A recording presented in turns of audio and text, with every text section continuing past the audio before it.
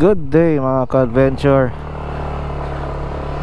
Gamit ko tong vlogging helmet natin, pero susundo lang ako sa anak ko sa school niya.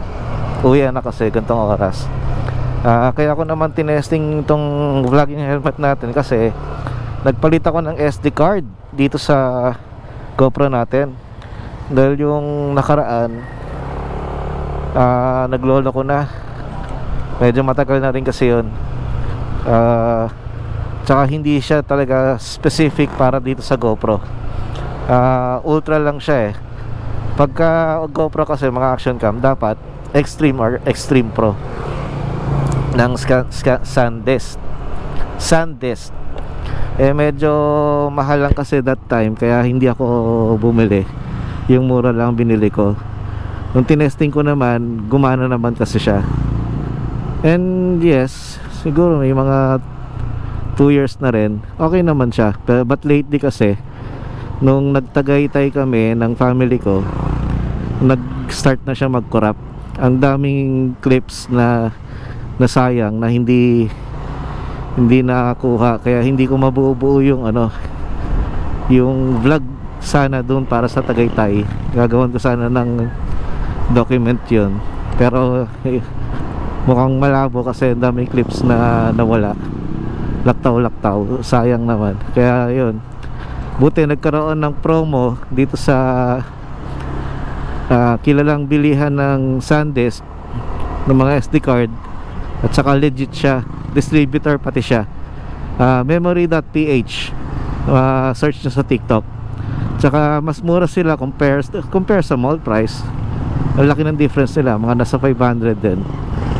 So alam niyo naman kasi pagka mall price, understood naman yun. Siyempre nagbabayad sila ng peso, ng upa. Pero yun na kasi ang trend ngayon eh. Online na ang bilihan, as long na ma-verify mo na legit talaga siya at hindi scammer yung mga seller. And eto, na-try ko naman, mukhang okay naman siya.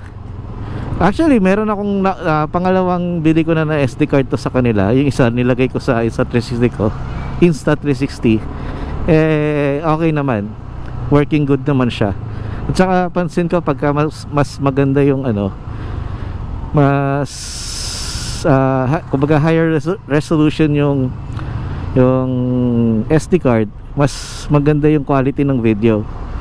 So dapat pala tiniis ko na yung price, kapalit naman doon quality naman yung video.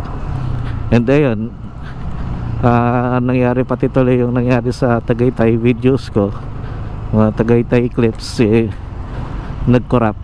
Sayang, ang laking panghihinayang talaga. So yun ang isa sa mga babantayan nyo pagka gumagamit kayo ng action cam, is yung SD card.